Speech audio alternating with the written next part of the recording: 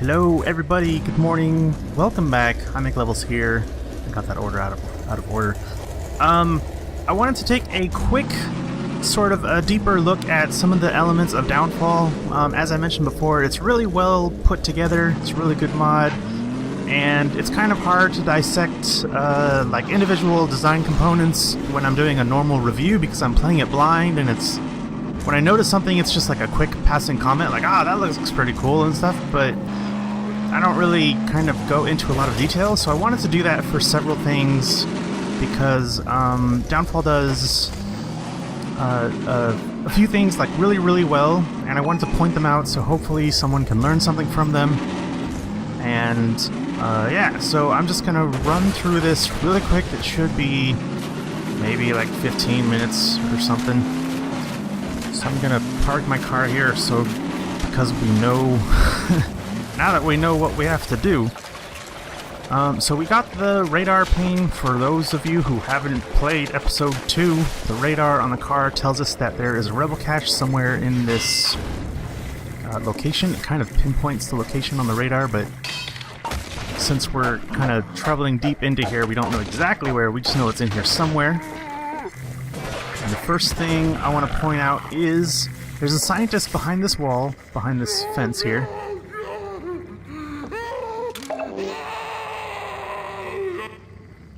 Yeah. Craziness. So I accidentally picked it up, but it's a bright light over a gun and ammo and shields right there, and the scientist is grabbing your attention. It's totally drawing your eyesight this way. There's lots of ways to grab the player's attention with elements in Half-Life 2 and any game, really. So this is the first gun of 4 that I know of. There might be more, but I've only found 4 after running through this a few times. So I'm gonna take care of these guys really quick.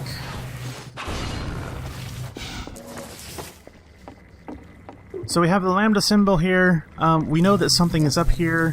You don't need the pistol to shoot that thing. You can grab this, blow that up, and get through the door this way. And nothing is really up here except for, I think, like shields and health and stuff.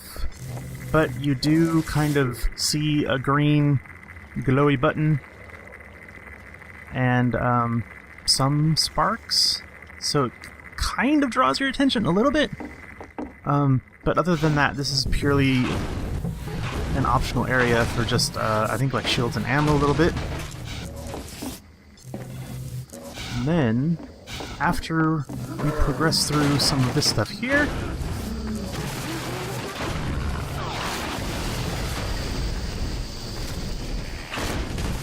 I'm gonna overkill all of these head crabs with ginormous logs. Alright, forget them. So, this is the main optional house? I don't know. This is where the cache is. We can see another lambda sign, so we know that supplies are here.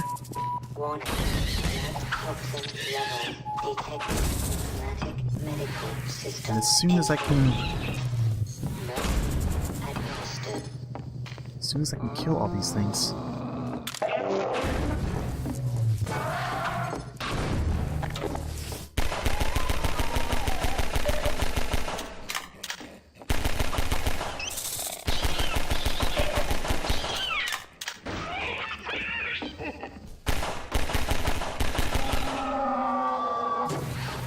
I'm trying not to get too close because gun number 2 is on the sofa next to a dead rebel with the blood smatter behind it. It's kind of easy to... I'm a fan of environmental narrative. I'm a fan of the Fallout games and Skyrim and stuff. They do this stuff really well.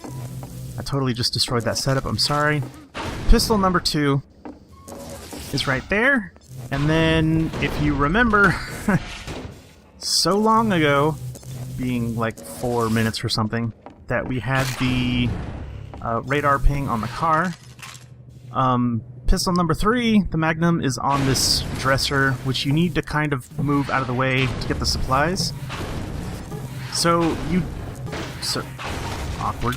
So you do need a pistol to get through this area, there are 4 of them, so it's incredibly unlikely that you kind of progress all the way through without accidentally finding one.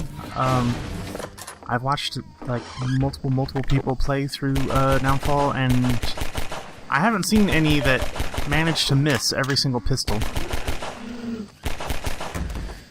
And our last one is at our ultimate final destination where we open the gate here. So I'm just going to get through this stuff as quick as possible.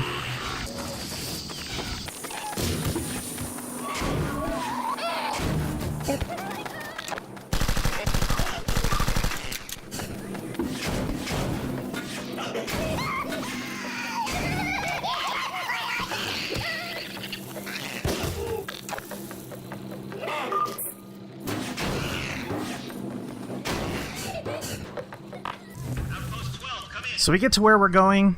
We have some radio chatter drawing us into the room. Radio chatter is right there, and on the table was pistol number 4. We have the map showing us where we're going, because the radio chatter is saying get to the mine, so we know, like, train tracks. This is something I always bring up in a lot of mods that I review, like having a landmark, whether it's train tracks, something easy to follow to guide us in. Button obviously is showing us what we need to do. I'm not a fan of the mods where like the button is on a wall over here and I push it and like I have no idea immediately what's happening. Can't really see, you know, like what my effect is having. So I'm gonna get out of here and carry on our way. Dang it, I picked up the wrong thing here. I meant to do that. Totally part of the video here.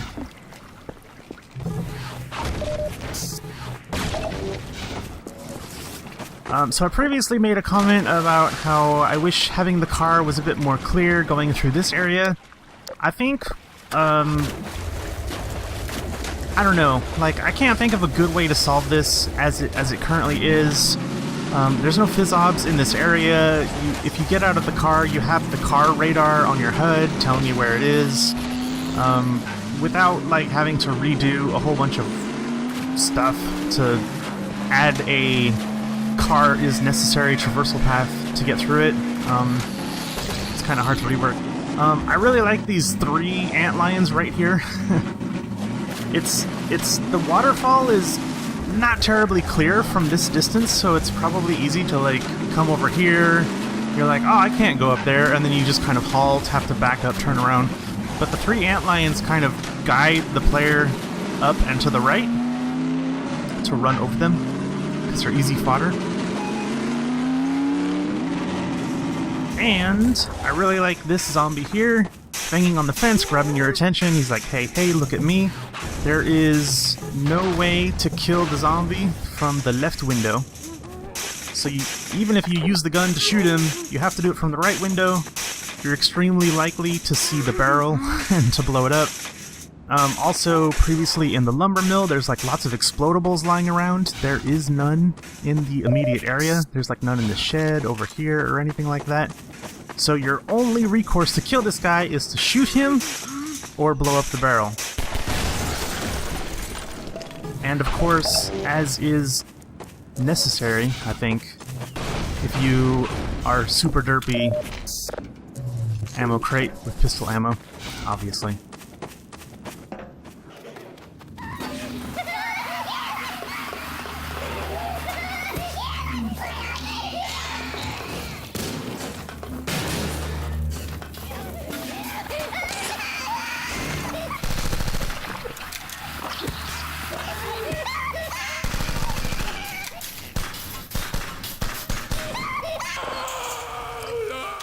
There's 2 ways to get in here. You know, you can go through all the barnacles to get in there. It's not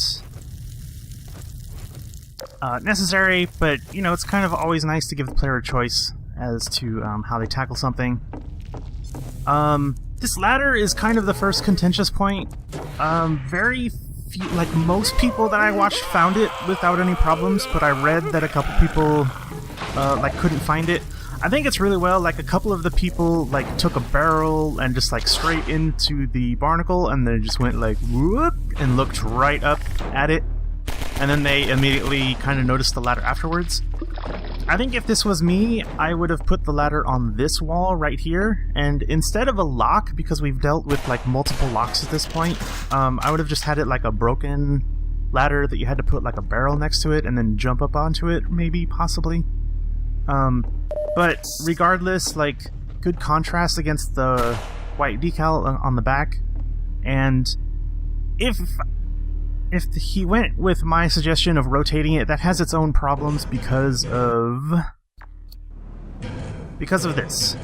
This framing, like, immediately when you get out of this this ladder is just great.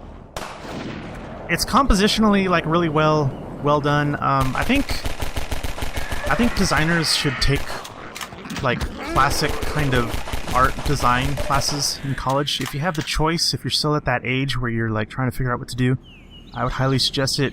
You've got trees framing the view here. You know, they're on the side of the screen. I'm playing with normal FOV. Sniper introduction, you can see everything happening from there, and it's just really, really well done. I like it. It's a pretty nice view as well. So we have the sniper. If we try to go up the right, we're blocked with a fence, and we can see some hopper mines, so we kind of know, like, I'm going to have to deal with some kind of barrier shenanigans. And then on this side, you can see the item crate, which is really good breadcrumbing. I think breadcrumbs are a really good use of pulling the player through the space. And then we see this guy. I didn't notice this guy at first. That guy just immediately gets sniped. He does his roar, and then he dies. That guy exists solely to grab the player's attention. He's like, hey, look at me over here. You can see the blinking light. If you're not crouching, you can also see the health pack. And, yeah, he's like purely saying, don't go over there, go over there. That's the designer telling the player that. Whoops. I meant to switch to my pistol. I was fooling around here a bit, trying to see if the sniper could hit you through this tiny gap, and he can if you kind of fiddle around a little bit. But there's a chain link fence thingy on this van to block the sniper from shooting you, so you're kind of safe from standing up here. And before my grenade knocks it out of the way, there's a zombie corpse hanging out of the front of the van here, and on a couple of my runs through here, the sniper shot the corpse, and it like kind of like blooped, and I was like, oh, that's really cool. If you hang out here for a minute or two, then he shoots the corpse, like a intimidation kind of factor, like, I know you're there. And it turned out to not be scripted that way, but I think that's really awesome.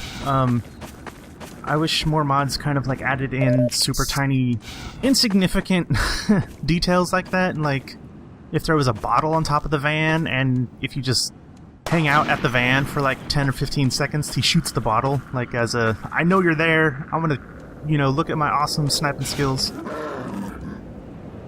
This is kind of an odd spot. The fence doesn't always break when you blow the thing up.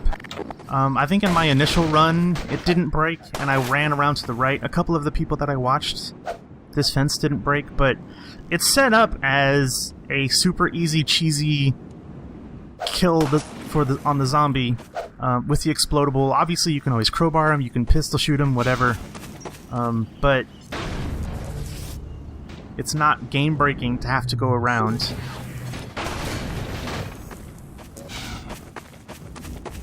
So after we finish up with the grenade guy, I love the double grenade throw. Boop. So this is our first major combat section with, you know, Combine coming up here, and I want to point out something here. Don't know exactly where it triggers. There it goes. This is 4 enemies. This is 4 Combine enemies. They kind of come in from pretty far back, and a couple of the guys hold back for a little bit, and then zombies enter this space, and they kind of distract the player. Or, well, the Combine, rather. Not for very long, but long enough that the player has enough time to, you know, kind of like formulate a plan, like decide if they want to flank and go around the train or whatnot, and it gives enough time for the Combine to split up, depending on where the player is.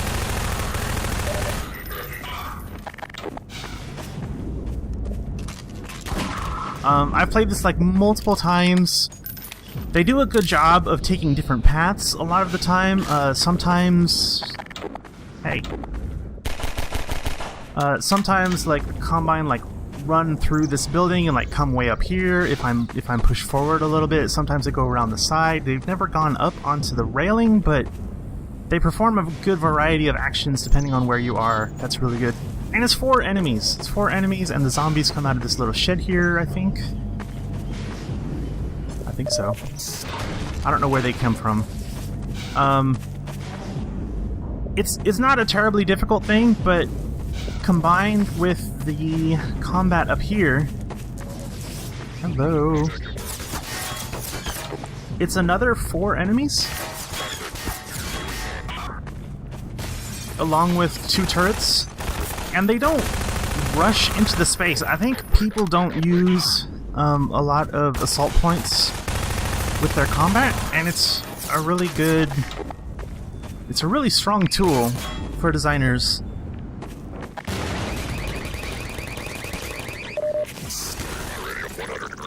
This guy never moves from his post way up in the window.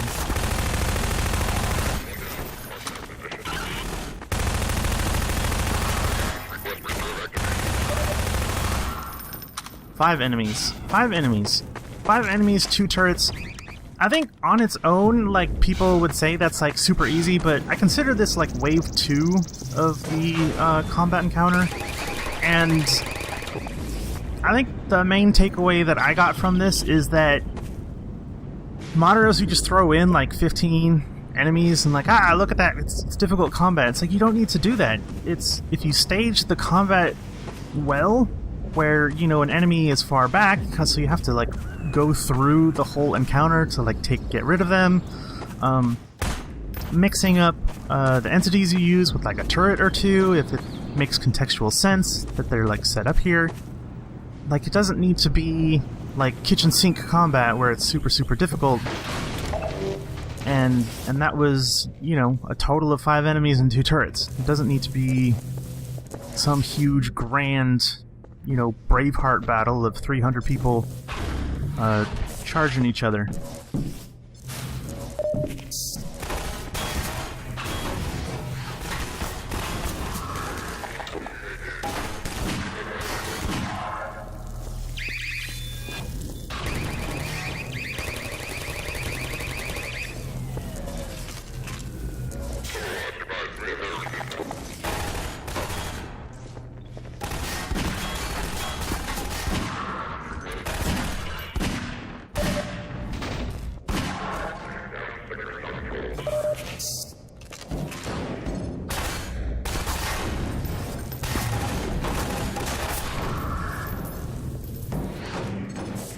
Wave 3 combat. 5 more enemies. It gives like enough breathing room to the player that they can, like, you know, stop, take and assess the situation. Like, all right, I got lots of SMG ammo, but not so much pistol ammo, so I should probably use this more.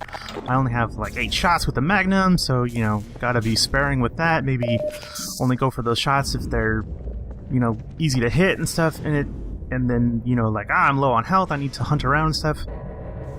Throwing the kitchen sink at the player is not generally a good thing. I really love this ladder here. It's kind of weird to point this out, but I really love this ladder. It's really high contrast, and it's lit by this really strong light here, and it stands out so well, surprisingly well, I would say, against the like cross beams of this you know, metal truss, lots of other vertical elements in the scene, the chain link fence. Even though it's pretty busy, kind of like right here, you still come right out through here and you see this ladder, and it's as apparent as it can be, I think. And then, of course, as you raise the elevator, it becomes more apparent.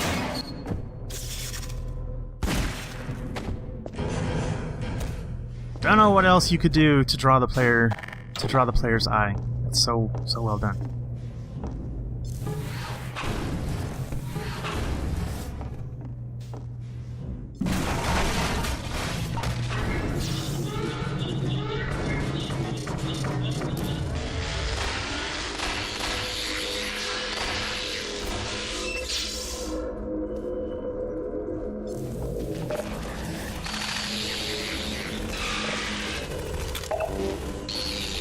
So the monitor is showing us that the thumper has gone off. Oh, I forgot to point this out. I really like the grenade blast there, and then the sniper rifle. That's a nice, you know, added detail that a lot of people have pointed out. Who's shooting me? Where are you? They came in the building already.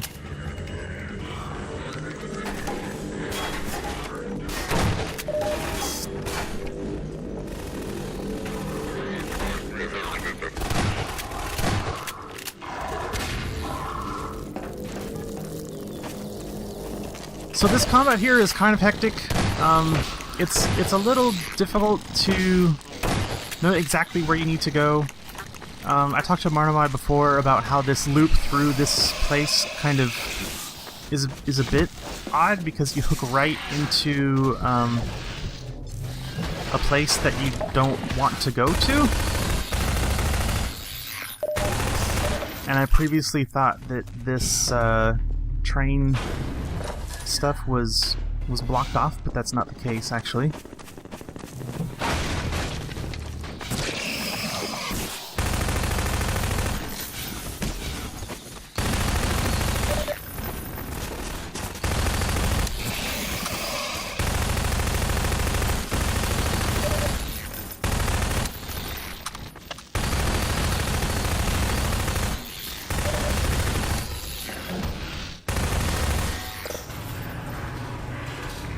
Let's just end that here.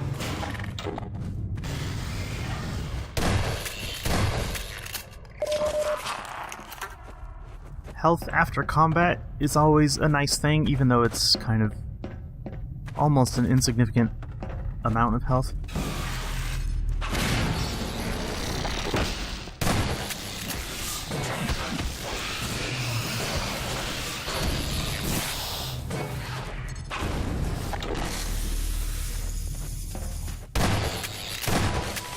And that's it. That's pretty much the end of Downfall. More health, stuff. Always more health after combat, and then that's the end of it. So, yeah, I don't know if anyone got anything out of this. I think it did. You know, these things like really well, and I just wanted to call it out. Maybe new designers can learn something. I'm a wholehearted believer in, you know, you can learn about design elements from any game, whether it's a good element, like I should do that thing, or a bad element in games that you don't enjoy or are kind of done badly, like, oh, that's really weird, I don't know why they did that, and I should not do that in my thing. So that's going to be it. Thank you for watching. Let me know if you've enjoyed this. This is kind of the first time I've done like a deeper kind of dive into design aspects of a mod, so maybe I'll keep doing this stuff if people liked it or not. I don't know. Until next time, thanks for watching. Take care. Bye-bye.